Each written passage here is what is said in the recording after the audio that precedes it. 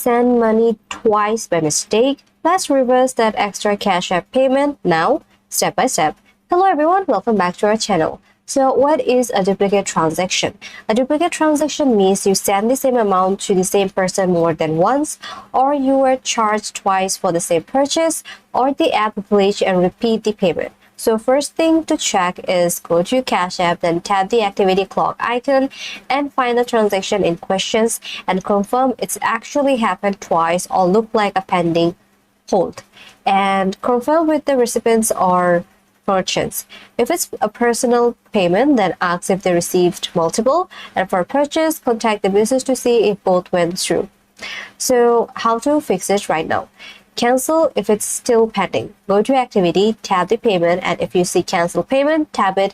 If you don't see that, the payment has already gone through. So only pending payments can be cancelled manually, and request a refund from the recipient. So tap the duplicate payment, tap request refund, and add a note like accidental double payment, so please refund. And third is dispute with Cash App support.